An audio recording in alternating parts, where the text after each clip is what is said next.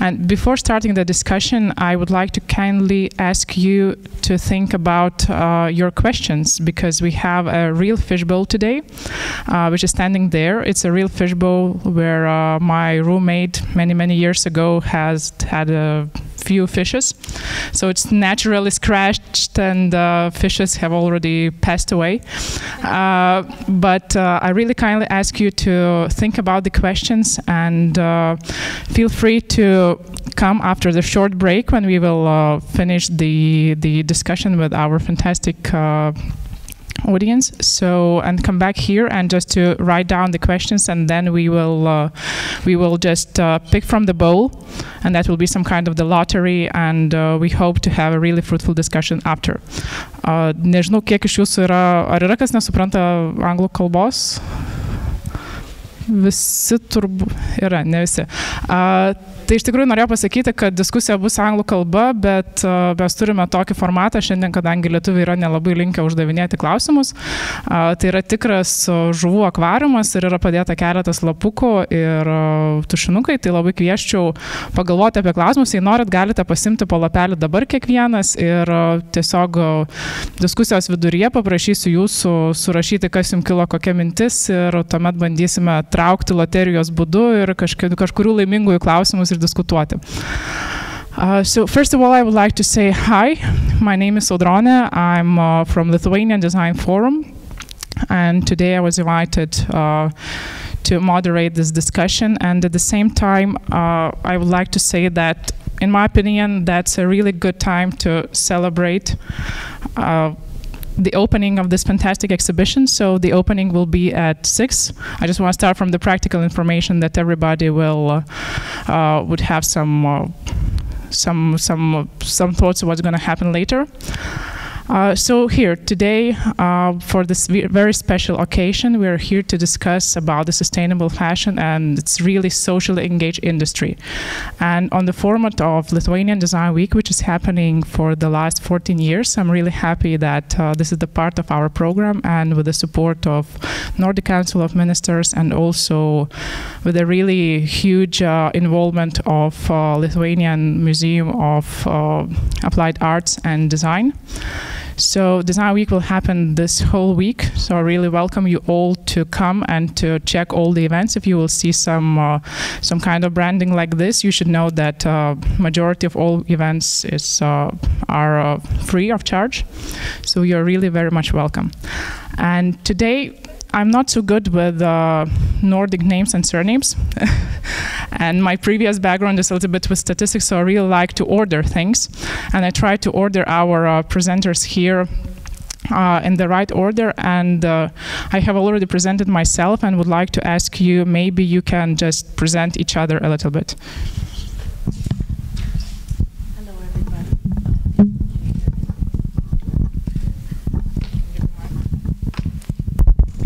Hello? Okay, much better. Hi everybody, my name is Steinunn. Sorry for the sunglasses, but the lighting is really bad. I was born and raised in Reykjavik, and that's where my studio and my office is, and my store and everything. However, I've worked in the high fashion industry for 20 years, both in the States and in Italy and London. So yeah, I've taught, given lectures, and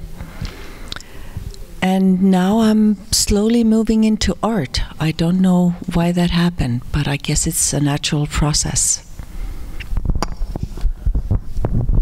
I'm Guðrun Rógvadóttir, one half of Guðrun and Guðrun from the Faroe Islands. We are specialized in handnet, and working sustainably has been very much a part of our DNA, also long before it was smart. We started our company because we found it being a pity that the Faroese wool was burned and the lambskins were destroyed. So that's actually our starting point for the company, and hopefully we are like entering an era now where more and more people do see the need of a change in the fashion industry. And my name is Tone Skårdal Tobiasson. I'm a journalist. I used to be an editor of a fashion magazine in Norway, and at some point in time I decided that was very boring. It was much more fun to work with sustainable issues. So I quit my job and I started working with mainly with the Consumption Institute in Norway, which is at the university now, Oslo Met.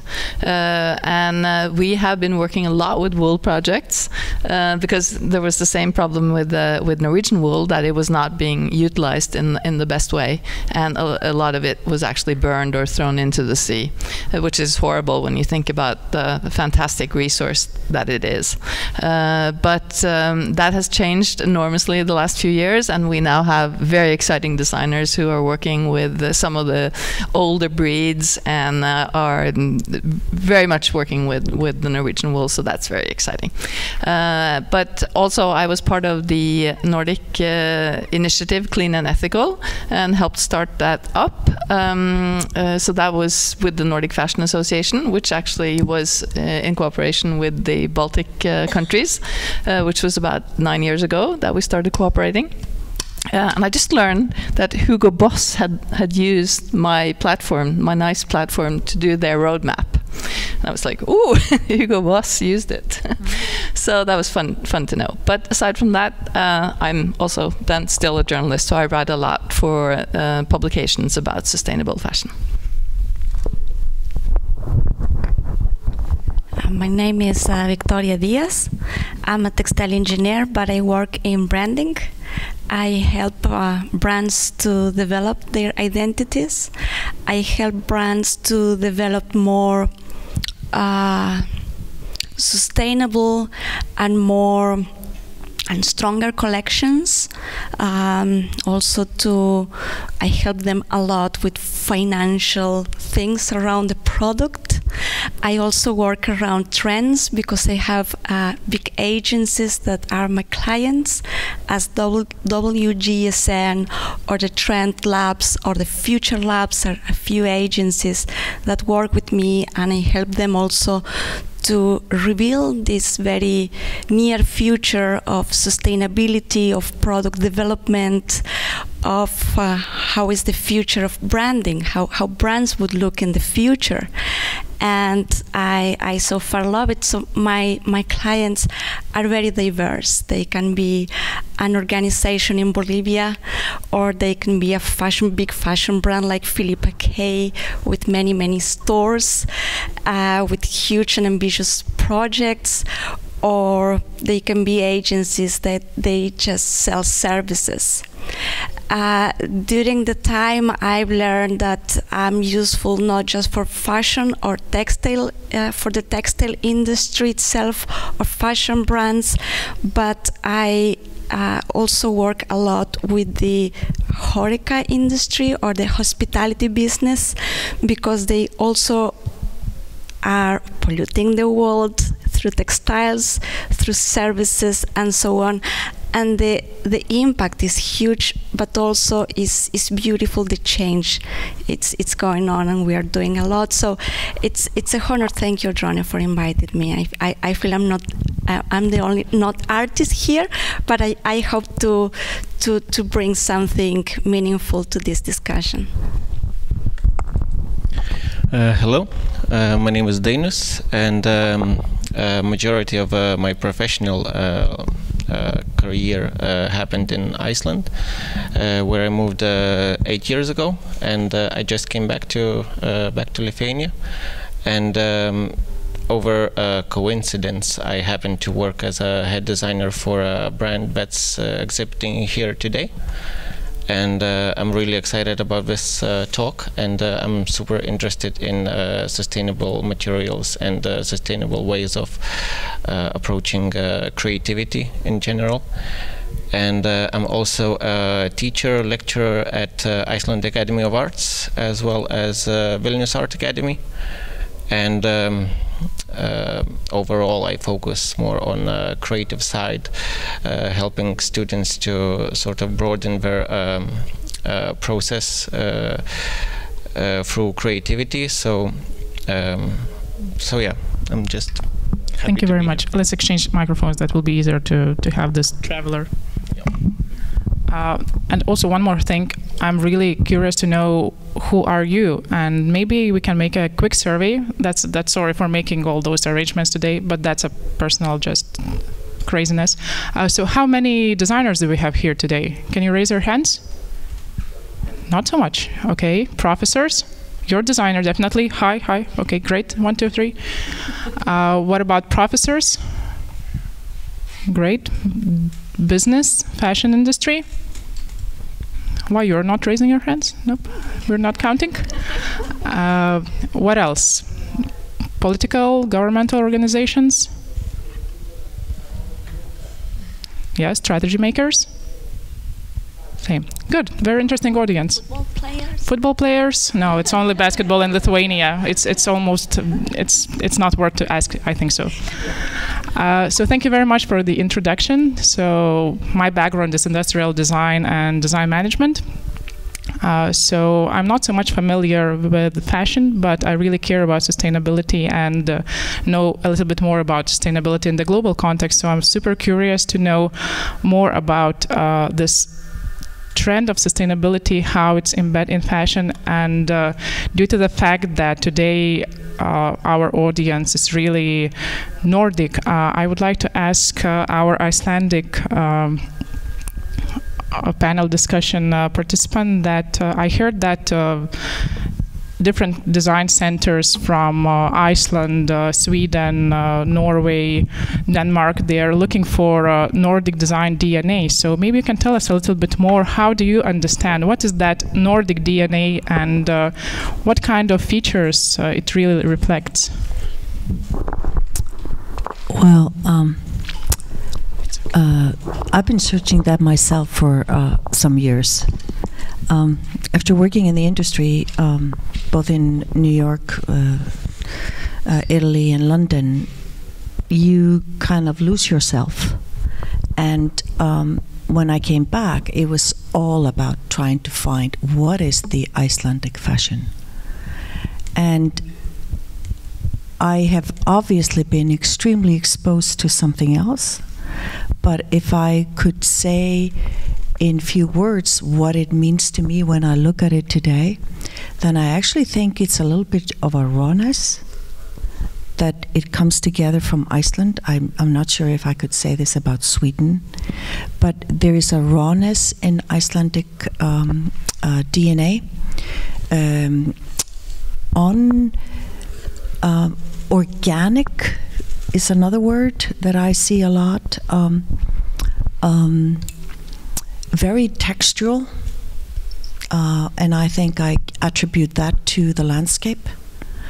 And the other thing I can honestly say, it's a little bit on the wild side. That's how I see the DNA of the Icelandic design form. So, but you cannot say that we can put the same as a cliche for all Nordic countries. No, I honestly can't say that about Sweden. So what about other Nordic countries? Yeah. How do you identify that? But for example, on the Faroe Islands, we are so small, and like we were almost the first fashion company starting on the Faroe Islands. So I guess that's too small and too little to be able to define anything like that. But saying that all the Nordic are the same, they're not at all, because like even Sweden and Denmark, they're completely different. It's like Sweden is very minimalistic still, very black and white, very Acne, and a lot of companies like Acne or Philippa K, and a lot of people following that kind of track. And in Denmark, it has been like a long period of being more bohemian, more kind of experimental in that way. So it's to if we have to put one word for that's common for all the Scandinavian, it's practical somehow, because people are also like, if you're talking about what kind of clothes people are wearing, we are allowed to to be more informal than also in businesses at work and so on. In the Faroese government, in the Faroese parliament, you could wear a sweater, a big sweater instead of a formal jacket. I'm not sure you could come in Italy or something just wearing a big sweater. I don't think so.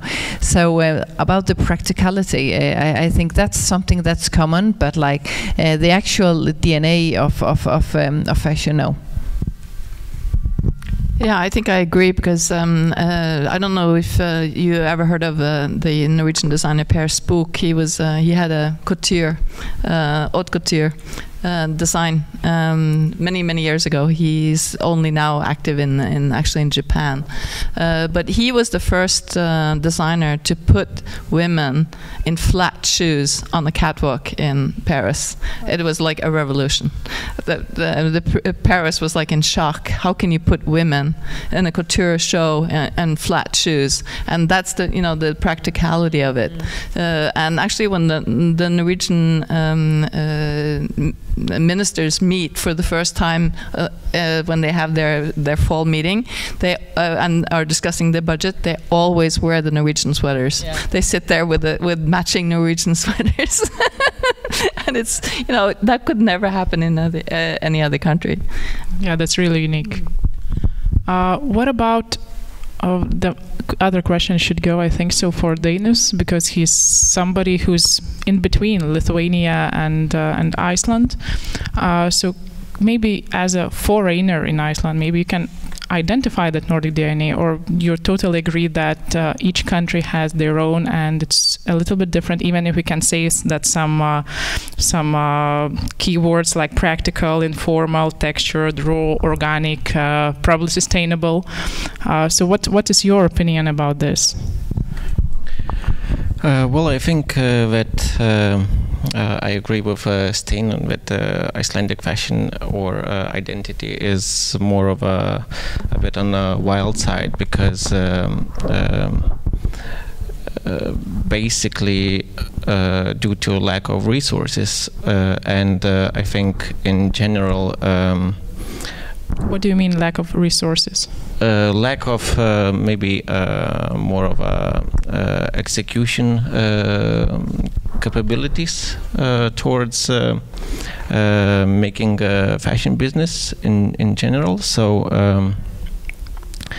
I think what happens now, especially with a younger generation, is that it's kind of coming back. The handcraft is coming back towards like in a new perspective, because students can they are able to sort of create new things on a different outlook, meaning that we are creating it on a kind of through a different perspective, yeah, in a way that maybe earlier generation wouldn't be able to perceive it as that. So what about younger Lithuanian generation of fashion designers? Well, it's I think it's kind of picking up in terms of looking in new ways of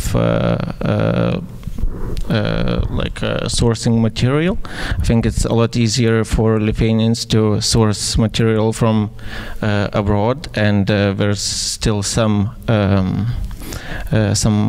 technical heritage that is still present in Lithuania. You mean production factories? Yes, exactly. Yeah.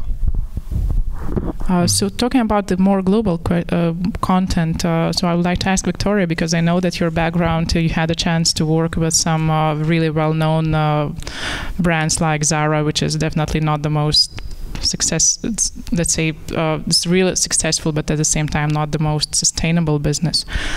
So regarding the contemporary Lithuanian fashion scene and all those greenwashing trends, because is it really possible, do you believe that big business can be really sustainable, or it's only for very small companies, design companies, fashion designers, that only they are able to do something? Or is there still a chance for bigger companies, or is just a greenwashing when they're declaring that they're trying to be more sustainable, but on the other hand they're just hiding some facts?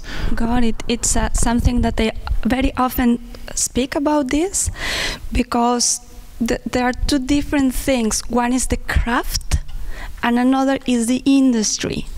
And some designers, they have the need to grow from the craft to the quantities, to have a production, certain quantities, and to develop a brand and to develop collections that they can be seasonless, they can be sustainable, the materials or the production, the way you produce can be more or less sustainable. But there are two big realities. One is the craft, which is beautiful and it's growing. And then is the industry. Among the industry, I used to say that we have a society, a double face, because we usually blame the fast fashion brands, which when you look numbers and facts, not the buzz, fancy or marketing words, but when you look at facts, we were talking with Dainius just 20 minutes ago about this, that when you look at numbers, the production volume in numbers, in quantities of fast fashion are not bigger than the luxury business. Luxury brands as Louis Vuitton, Gucci, Acne, we can bring Acne here, are huge. The production volumes are huge because they are global, because they're big brands, because they have already all this networking, which is huge, and they produce in big volumes, and they are not bringing sustainability into their games. And people used to think, because it's expensive, maybe it's sustainable, which is absurd. I tend to use the word bullshit, but I will not. Or because you wear 100% silk dress, it doesn't mean that this is sustainability. So I guess there are a lot of confusing information that I think, thanks to the work of journalists, that they get more and more educated into this very specific information, so they can bring this information to the masses. They can bring it to media. But if a business which is big, a brand that is big, if they can be sustainable or not, the answer is yes. Yes, they need to have a plan. The same, you need to have a financial sustainable project, financially to be sustainable, and to be sustainable according to your materials, according the way you develop a product. It's also a plan, and brands are bringing these plans, and then you say, okay, maybe not tomorrow, but step by step you can bring greener and greener products to people. Then it's again, another thing is about quantities. Talking with Missoni's sales manager, she's saying, look, we have sweaters that they last 20 years. We have. They are made in a way, they can last 20 years or even more, like 30 years, but the consumer, it's not that she's coming to the store, getting the sweater and saying, see you in 20 years. It's not this way. It's about education, because I know I'm going too wide, like in an spiral, but it's about also education, and it's both ways. Who is creating a product and who is getting a product? Because usually we get educated on how to be consumers, on how to buy stuff, but we don't get educated on how to buy smart. Because we are raised as consumers. You from the kindergarten, you get stuff. Your parents, they get stuff. And usually people get educated to get better jobs, to buy more stuff, usually. So with X diploma, they can get X role. This role would give them more money to get more stuff, or a bigger house, or a newer car, or a Supreme backpack, whatever. But what about the new generation, which is really getting more and more conscious, living on a zero waste basis? And do you see that there's a gap between that very radical young generation and that, let's say, that one who's really used to buy and full of those consumerism ideas? I don't put this in terms of ages, because some people are zero waste from different ages, and people have a conscious approach to consuming in different ages. Could be a person like 70 years old, 50, 60, or 5 years old. They have this approach just because they had this, let's say, they belong to this idea. They belong to this collective idea, this collective mind, and they get connected with this huge idea which is there. And some people, they don't. I think that also it belongs in the packaging development, and also belong on how we consume and why we consume. As soon as we answer these questions, this culture, this shift in our collective mindset, this will make the change. This will make the huge change. And I'm very optimistic, and I see just a very bright future. Yeah, that's a really interesting thought, and I would like to ask that one journalist that we have here, Tone. So you're giving me all the responsibility to inform. Yeah, because everything is in your hands. Because what I understood from Victoria, that everything is about the education, and if we really want to make business to be more sustainable, first of all, we need to educate their customers. And in your opinion, what about the current press trends? Is it common to talk about sustainability, or it's just floating on the surface and not going deeper? I think there's a lot more talk about it in the media. But the thing is that when I was in the fashion press, going back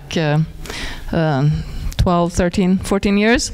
Of course, that was when fast fashion was really building up, when the whole idea of fashion as something that changes very quickly, and it changes more and more quickly. So the speed of the change has increased a lot. We were hearing that, for example, new collections would come into H&M, to Zara every week. So it was trying to bring the customer into the store very, very often to always think that fashion is change, it's change, it's changed. But at the same time, we know about consumers that generally, if they know they like something, they buy more of the same. They buy exactly the same black jacket that they have 10 of from already in their closets. So the consumer themselves are not exactly so concerned about change, but they've been taught that having something new is an important thing.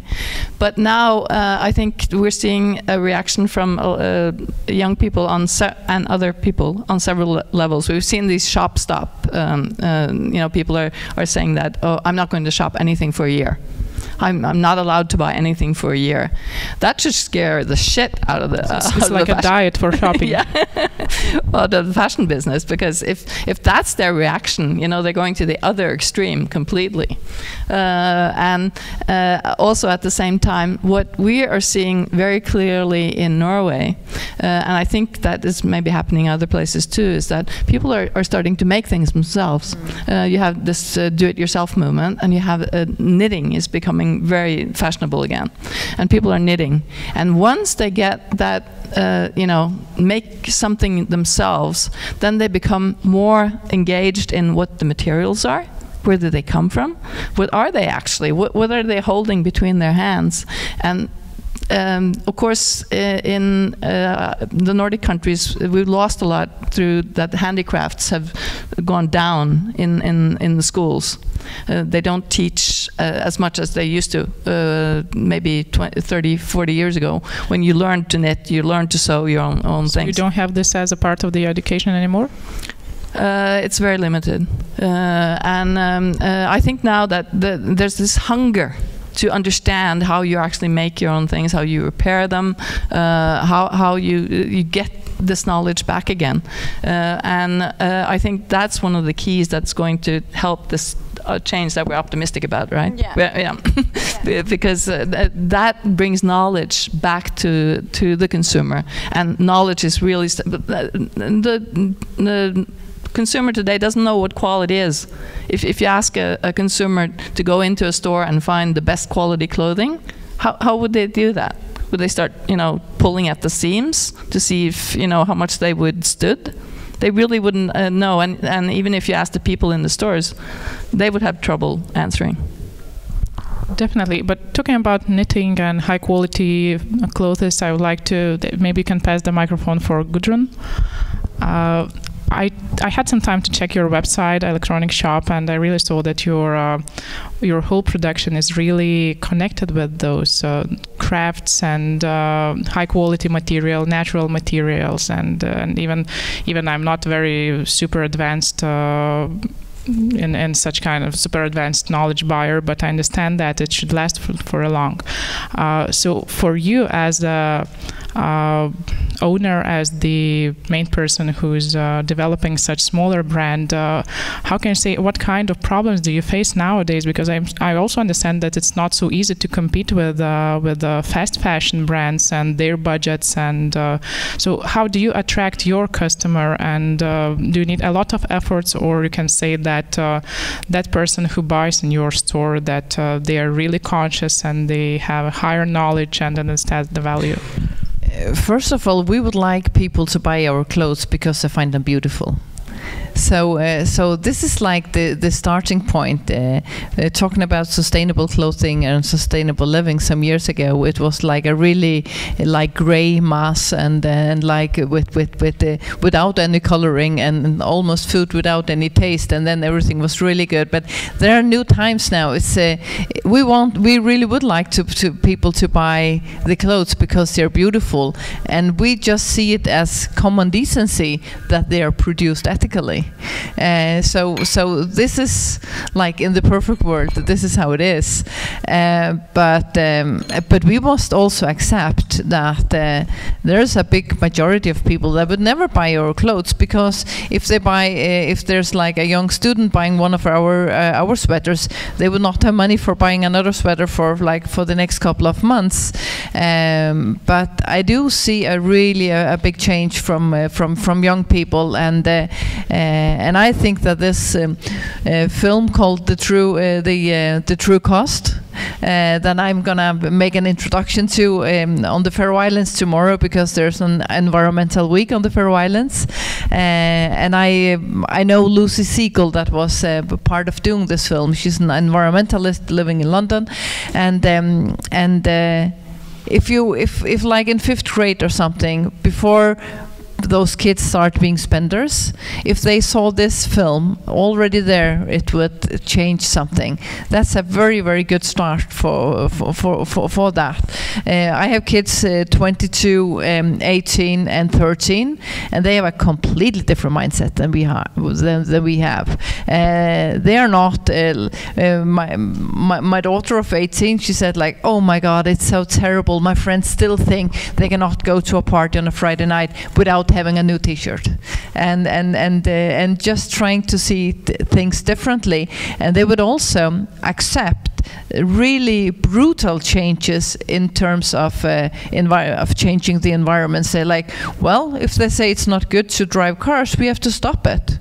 And they would, completely different from us, they would take the responsibility, and they would accept really big changes, because they are conscious about they are taking over in a completely different way. So I think about when we talk about where the change should come from, we talk about education, but it's like driving the consumer, make it really smart to buy less and to buy good quality and so on. That's the only way, and I don't think it's going to happen before they are ruling.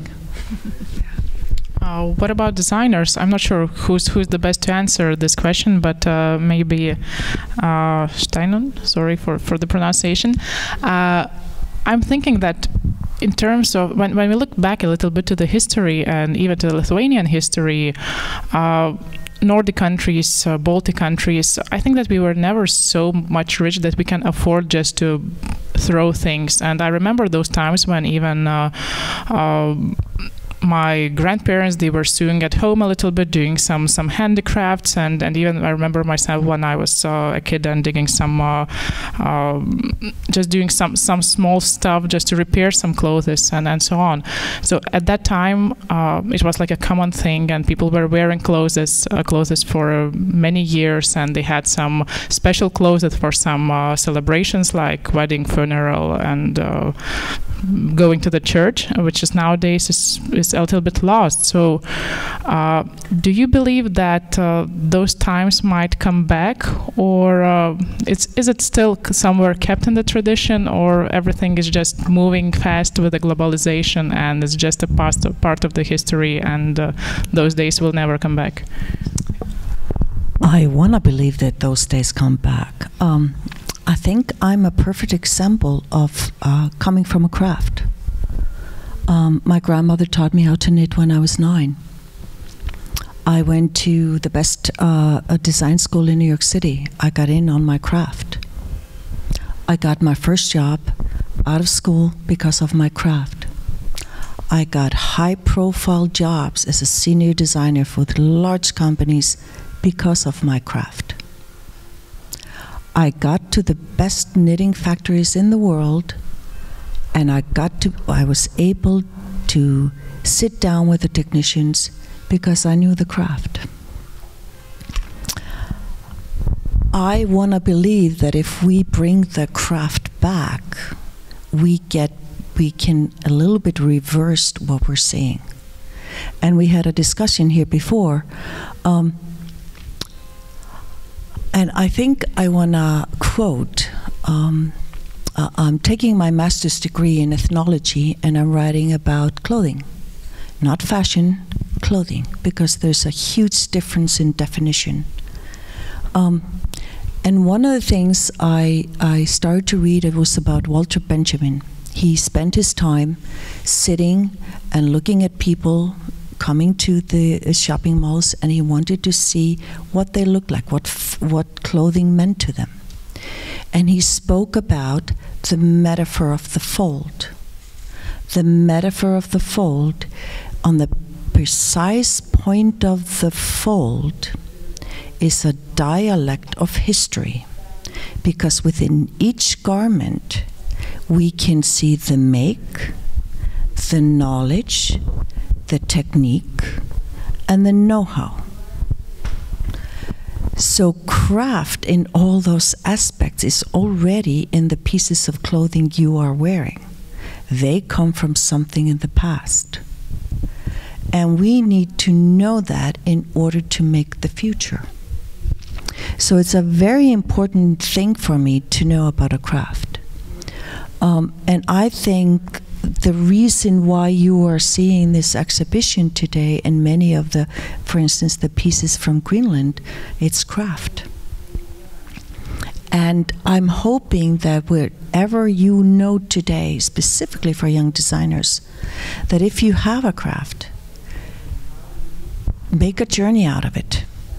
I made a journey out of it. I took a regular knitting, taught to be by my grandmother, up to a new level. I became the biggest cashmere producer in the United States by knowing my craft. So I urge every single person that wants to do something in fashion, I don't care if it's embroidery, experiment with it. Take it up to a new level. I consider myself lucky that I've been to the best knitting facilities in the world, from Japan to Peru, you name it. When you see that, you understand and you get to know a little bit about the fact that everybody thinks factories are bad. They are not. I consider factories being my best friends. And when you get over the threshold of working with them, it is easy. And I always use the same people. I love that. Because they get to know me and I get to know them. Trust me, I do mistakes. I make mistakes, but so does the factory. Don't run from one factory to another. That doesn't help. So for me as a designer today, yes, I'm still working within my craft. 97% of what I do is knitted. And I've become somewhat of an expert in knitting, not in hand knitting. Those days are kind of done for me. Maybe I'll go back to it one day. But I'm searching for new things within my craft of knitting. And I want to just mention one thing about the definition of fashion. Definition of fashion, it is a concept. It's not something you can say it's fashion. If you start reading within academia, fashion is something that is put through a system in order for it to come out on the other end to say it's fashion. We all wear clothing. None of our pieces we are wearing here today have gone through the system that actually makes fashion. I produce clothing. I don't produce fashion because I don't have a fashion system in Iceland. So I produce clothing. We are all wearing clothing here today. We're not wearing fashion. But if we had a Vogue here and all our pieces of clothing were within Vogue and they went through the PR system and the sales system and the store system and the write-up system and the whole thing, you are talking about fashion. Clothing we can all wear that. Could be a uniform. Could be wearing anything. And I want to say a story. 13 years ago, I designed the uniform for Islandija, which they're still wearing today. The seams on the jackets, which everybody can see, is actually taken from a most beautiful riding outfit at the National Museum. And the reason why the seams were in a certain place on this garment was because the woman got bigger. I don't know if she became pregnant and she didn't want to wait, so she wanted to enlarge her pieces of riding clothing. So I took right out of history. I took those shapes and forms and put them right on the uniforms of Islandija. They are wearing them today. So if you look at history, I don't care where you come from Timbuktu, there is always things you can go back. In this country, there's an enormous amount of history, much bigger than Iceland. You can do research that expands decades. You have architecture we don't even have. Go back, find it. And this museum is a perfect example of the craft for everyday life. Thank you. That was very fluent and interesting thought. But even if we talk about clothing, designers are super talented people, and they really tend to create beautiful things and functional things and things for some kind of reasons that other people really want to buy. And I don't know how much familiar you are with this kind of slide, but that's from our previous project with German Environment Agency. Because circular economy, sustainability, all those trends, I'm talking about trends not in the negative point of view, but I can say that's a huge movement. And even in furniture industry, in fashion, even in graphic design, in energy consumption and different kind of production, that circular economy is very much popular when design thinking, and that means designers, that kind of people who think a little bit differently than the usual manager or head of the factory, that they can really make a change. And you can see that definitely remanufacturing, upcycling, repairing are those kind of things if we want to prolong the cycle of our products that we're using on a daily basis. I'm talking nowadays not only about the fashion, but I think maybe you might agree that that same principles are quite common for fashion. But we just exchanged a few emails with Tony few days ago, and she proposed that would be great to improve a little bit, because fashion is, as I understood, it's a little bit different kind of world. So going to talk about oval instead of circular. So Tony, maybe you can present a little bit what is the difference between circular economy and your scheme. Well, my thinking was that if one wants to look at how to really optimize items that one buys and loves and cherishes, they need to have a long life. They need to be used as much as possible, at least for the occasions that they're meant to be used in. When one is mainly talking about the circular economy related to the fashion industry or the apparel industry, it's a lot about. I actually heard somebody in the industry who was working at that point in time for Marks and Spencer saying, "We have to get those the clothes out of the clammy hands of the consumers." And I was, what? What is he saying? No, because we need to get them so that we can put the clothing back in a system and then turn them into new fibers and then turn them into new clothing, so that things can go round and round, and that we can keep selling and keep selling, and that we can increase our sales year by year. Instead of understanding that if somebody really wants to use something and keep it in their wardrobes, you really need to let them. Microphone. Your speaker is not working. Maybe it's out of the battery, or maybe we can exchange. Okay, so you can hear me now. So the thinking was that with the circular system, it can spin more or less out of control, and so that's why the circle in the middle here, which is impulse purchasing, fast fashion thing, is actually a black hole, because it just sucks everything out of the system. And then thinking then that going to the next level, when you're thinking prolonging life, optimizing the value-added lifespan, you purchase something to activate your wardrobe. Then you're actually doing something good, because you're activating other items in your wardrobe through adding something that gives more use of the things you actually own to be from before. And then of course you have investment pieces which have a potential long use. So you're really thinking while you're investing in something. And then you go further to something that you have crafted yourself out of quality materials that you're never going to throw out. Absolutely, because you've made it yourself. And then, of course, bespoke presumption pieces. Also national costumes, which is really growing in Norway now, that people are investing in their national costumes.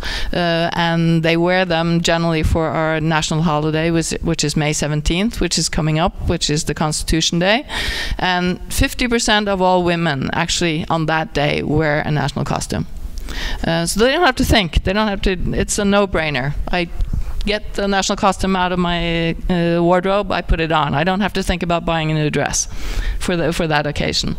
And they wear them even when there's at the Royal Palace, when they have a big party there.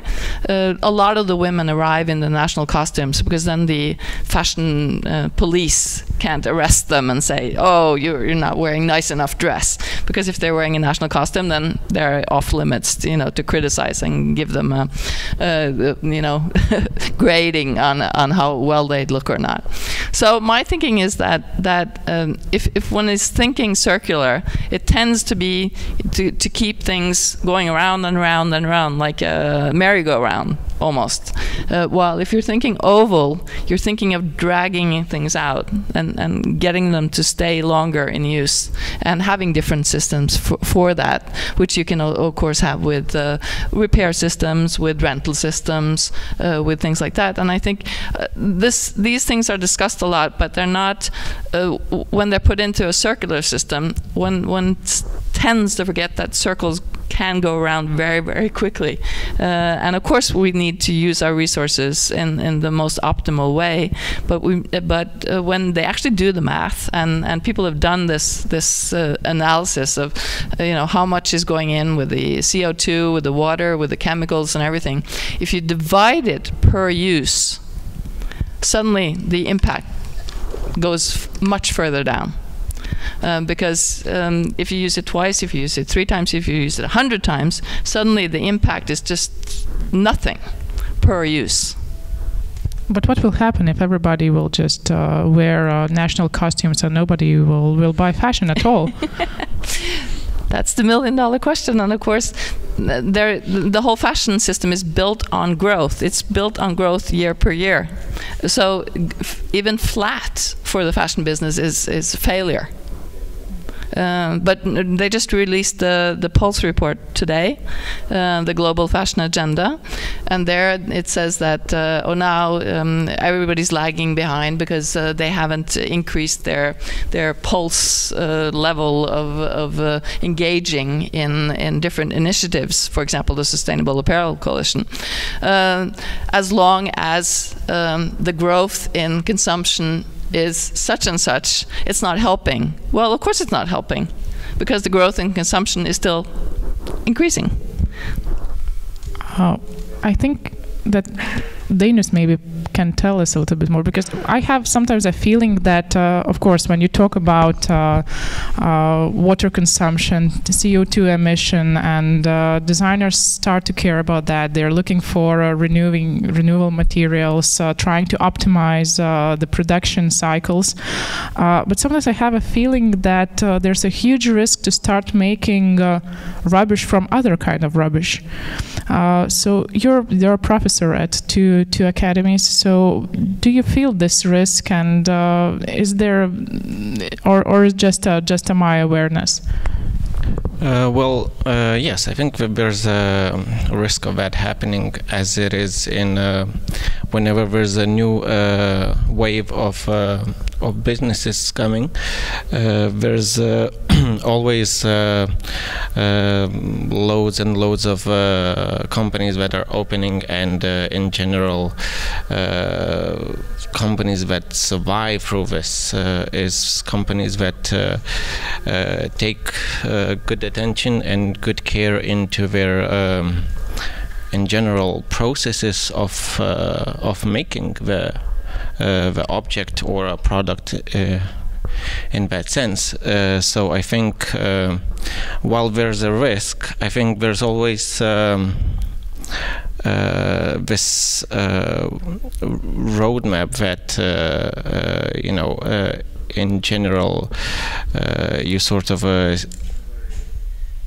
I think, like, in general, these companies just die out because people are not stupid, and I cannot guarantee the. So those companies go up because they cannot guarantee the quality requirements? I think in terms of clothing design or product design, it's really important what message do you deliver, and that kind of becomes more broad with this eco trends that are coming up. And in some cases, of course, there's they use it as buzzwords and to kind of cash in quickly, but at the same time there's this movement of younger generation that are thirsty for knowledge and thirsty for a responsible way of crafting their product. That means that that when you care about the processes and production and like I think it kind of relates to this oval idea, oval economy, because in my understanding, I think it was already that. I kind of go to these lectures and seminars about every aspect of production or business or just craft in general. So in my understanding, that was already the case, but obviously, since I live in it, I kind of think a little bit further than the general consumer in that sense. So I think. Yeah, I think it's just a matter of keeping the respect to your own craft, as Steinunn said, and as well as having respect for a customer. Thank you very much. Microphone is protesting. Before wrapping up, I would like to ask you to write down your questions, and our panel discussion participants will have a short break, can take a glass of water, and I would really like to ask our audience just to write down what kind of question you would like to propose, and then we will start the lottery. So just do some small exercising. So the fish bowl is there. I can pass you some paper. So just feel free, open your questions. You can write down in Lithuanian. There's no problem to translate, and then later we'll just, after a few minutes, start the second part. Okay. Okay, so it's the high time for the lottery. We don't have so many sheets of paper, but I think it's still better because usually, I'm not sure how it's in Nordic countries. I hear that the Icelandics are really good for questioning and always speaking loudly what they are thinking. So with Lithuanians, quite often we have a small problem that they are not so much used to propose questions in public. So that's why we use this fishbowl format. And I'm super curious to see what kind of questions they proposed. And the first question is, maybe we can start with the lady who wanted to be sustainable and didn't want to write on the paper. Yeah, sure. I will bring you a microphone. But maybe it's not good for the record. Hi, hello. I'm Greta. My name is Greta, and I'm an events organizer. And what we're trying to do this year is to organize the first Zero Waste Festival in Lithuania. And that's why maybe I'm trying not to use paper or anything like that. So sorry for that. I think it's a great and personal idea. But yeah, maybe for the future you could use something electronical and technical, like Kahoot and stuff like that, where you can type in your question and then it shows up on the projection screen. That's just a suggestion.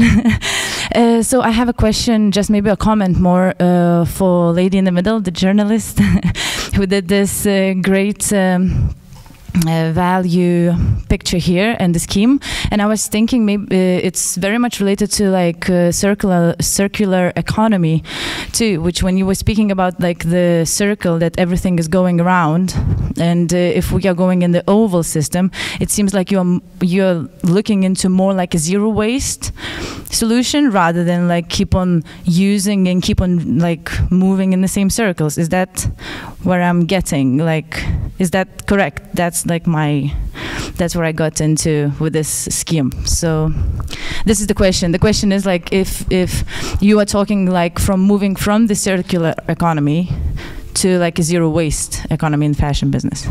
Well, of course, one wants to avoid waste at all costs, and sure. When one does these with textiles and recycle them, of course, there will be a lot of waste, and there will be a lot of new processes going into making new fabrics, new fibers from old fibers. For example, right now there's a lot of talk about recycled polyester, which is the new big thing. I was just showing, I tore out a ad from the Flight magazine, which was a Norwegian company who were now boasting that they had made a business suit for women made from recycled plastic. Or recycled polyester, or recycled plastic. The problem there is that type of fabric is made from bottles.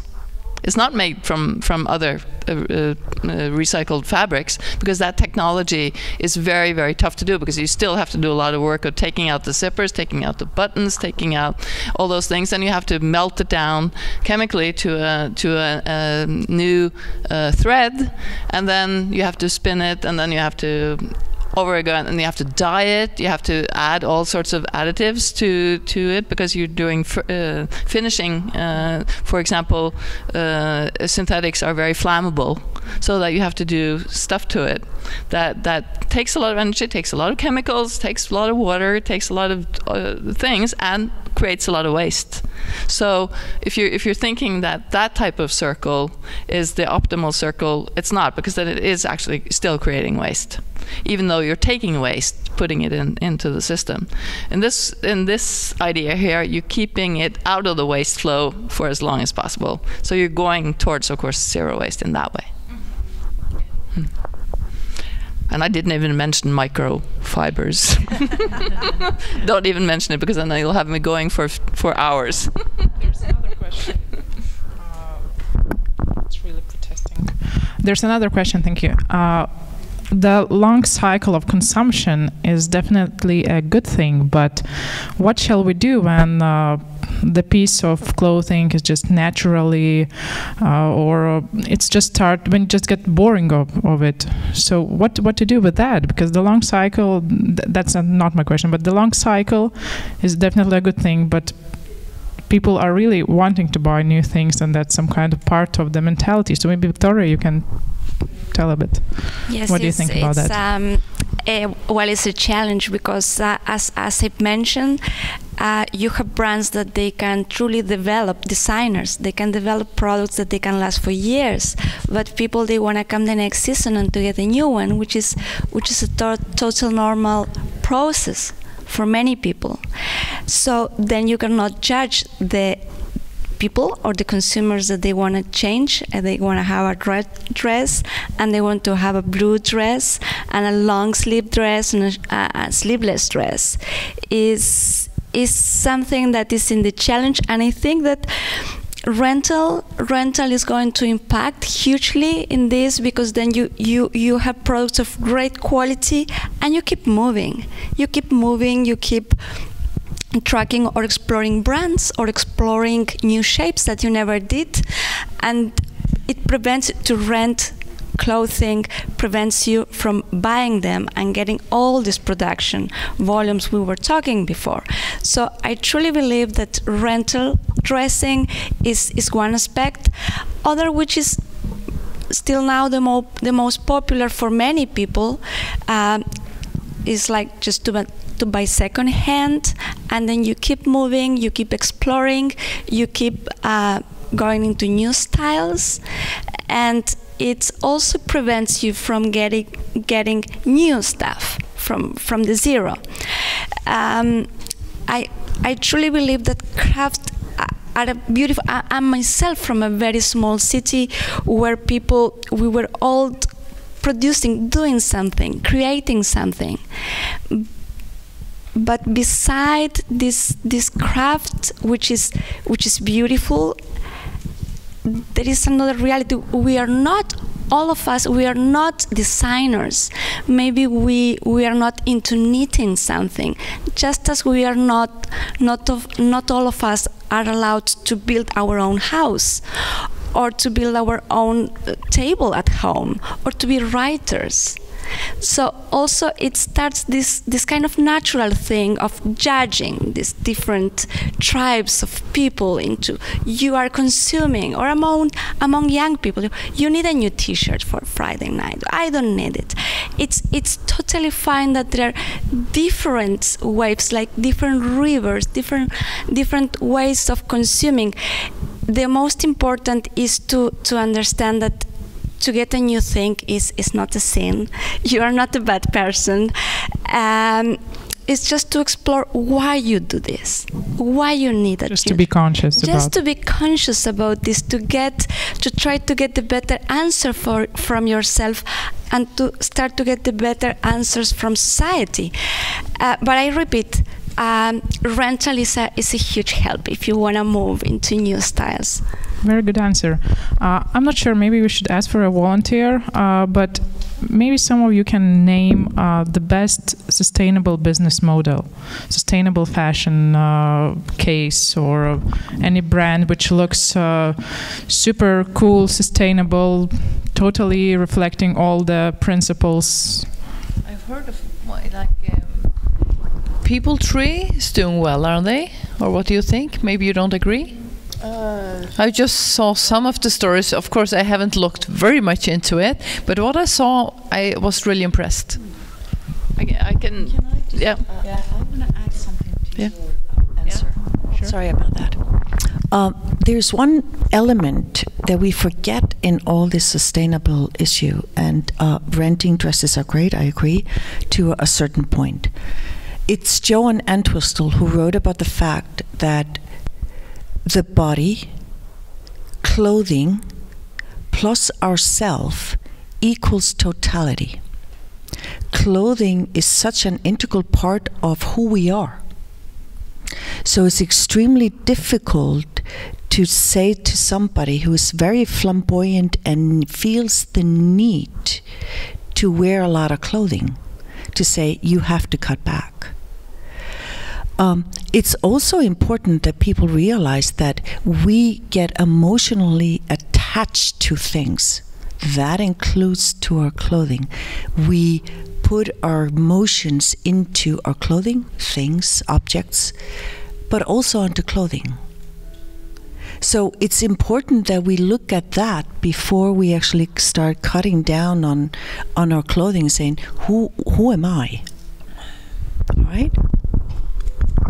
But I think part of the issue here is that since the 1980s, the amount of clothing that we have in our wardrobes has increased immensely. For most people, yes. For most people, yes. And do we feel more beautiful than we did in 1980? Do we? I don't know. Do we feel very much more beautiful? And I'm thinking back to the 1970s when I was in high school. I had very strong emotional attachments to, and I knew exactly what was in my wardrobe. Today I'm like, oh, do I still have this? Is this still in there? What happened? I thought I got rid of it a long time ago because there's so much there that I really don't know what's there. But I have to tell you about one company that's actually producing items that are climate positive. Mm-hmm. How is that possible? Because you're always impacting when you're producing something, right? Well, there's a project in California called Fibershed. And what it works with is carbon cycles. It works with how sheep graze naturally and capture carbon as part of the grazing system. And because of this, they've had Stanford, Berkeley make reports about the wool that is actually comes from these sheep in this area. And as long as it's then sourced locally and spun locally, dyed locally, mainly with a lot of wonderful natural dyes, and knitted locally, they have said that the beanies that they produce from this are climate positive and are offsetting hundreds of cars on the road a year in California. I didn't understand what's special about those sheep. What's special? It's nothing special about it. It's because the way that when sheep are grazing, they eat the grass, right? Mm-hmm. And then when the grass grows again, it captures carbon. Yeah. So that's a natural carbon cycle. Okay. So I'm sure the Faroe Island sheep do exactly the same. Do exactly the same. So you can capture that story. Yeah. Absolutely. So, and I also have to say that I was just at a big wool conference in Venice, and there NASA, the space agency, said that they had been testing what clothing to bring to Mars, because they're going to Mars in 20 years time or something. They're going to be gone for 3 years. They're going to be gone for 3 years. They can't bring a lot of clothing with them for those 3 years. So they're testing out which clothes function the best for them over time. And you know who's winning? Wool. Great. And just before wrapping up, just a short question about what would you recommend for young designers? What would be your recommendations? How they can create more sustainable fashion or clothing? Which one would like to be a volunteer? Dainius, what do you usually say for your students? What do you usually say for your students? I will share one idea and then I give you. Just quickly. Yes. Sorry.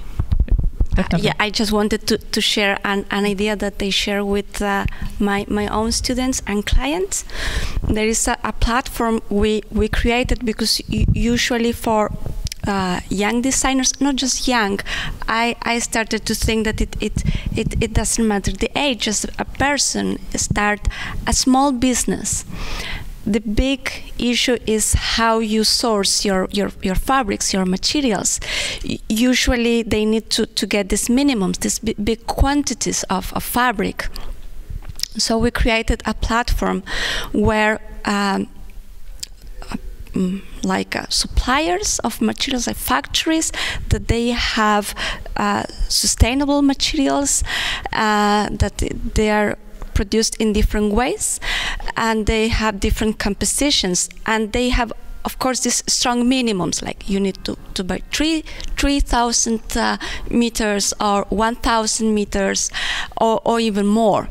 So this platform allows that minimums are like this, but different designers from different parts of the world, they share the quantities. So you go online and then you get to buy what you need. You get to buy just the quantity you need for your collection or for your sampling. So you get these amazing fabrics that they have really good quality, and the price is good because you get this wholesale price. You get the price of as if you will be buying big quantities, but you are not. But the designer in Peru is buying certain quantity, a designer in Lithuania is buying what they need, and then this huge quantity is gone. It's shared. It's a way to share material, so they get it from like really good sourcing.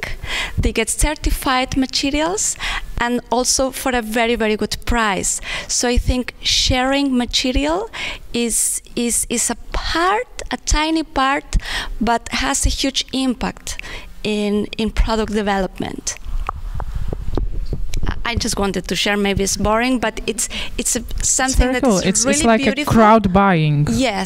Yes, it's like we buy a cake together and each get a part, because it's not the clothing like we can throw away. The biggest part of the problem, but are stocks. There are huge stocks of clothing, and some small brands, they buy material knowing that they are producing stocks, because they know what they sell, they know how much they can sell, but they need to produce more because many times they don't get material otherwise, or they get fabric but it's very, very expensive. So in this way they just share material, and it's a way to get really good quality for a really good price. Yeah, actually, it's a really good idea, and I think many production factories of a popular material like wool or denim, they are working on an idea that you have all these sustainable collections of fabrics that you can buy on stock. So it's not necessarily that you have to kind of buy a large amount, but for companies it's now so far it's complicated to convince production garment manufacturers to kind of buy into the new material, because it's not yet tested enough, or there's not much of a demand just yet on a broad sense. So what is happening, and I talked with a few manufacturers of denim, that within 2 or 3 years' time, this particular company is working on stock sustainable, like 100% sustainable materials. So that's kind of escalating towards a brighter future, I guess, in that sense. But what was your question? Just a quick recommendation for young designers, how they can be more sustainable and how they can think more sustainable, and how to train that sustainable thinking. I would name that. Yeah, well, I think there's loads of initiatives and seminars going around, and I think it's just a matter of joining becoming a part of a broader sort of collective that thinks in a similar direction, because only that way you can kind of find a person who thinks in somewhat way similar the way you are thinking. So I think it's no one person's job to sort of run a sustainable company, because there's so much knowledge that you can't really handle it just by yourself. So I think in general it's just a matter of finding the right collective to belong to in the first place, and then see what can happen afterwards. And of course just educate yourself on the matter, because there's new material, new ways of production, new approaches towards production happening kind of almost every day. So it's just a matter of being informed and be a part of a collective. That's kind of my way of thinking. I hope that all designers hear this advice. And we are a little bit running out of time. That was fantastic discussion. I think we can talk for hours. But to wrap up, honestly, I learned many new things.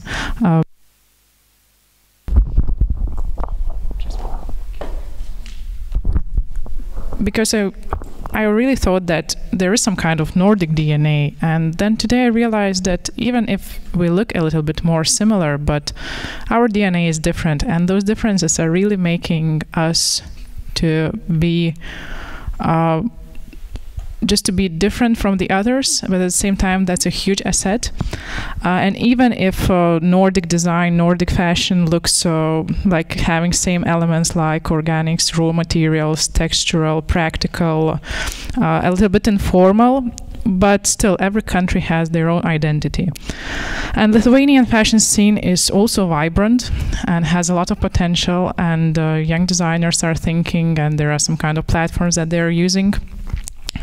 Anyway, the greenwashing is really strong, but one of the tools might be going back to the crafts, which is really a huge respect for the history, and we should probably go back a little bit and to see what maybe we can take from all those older times.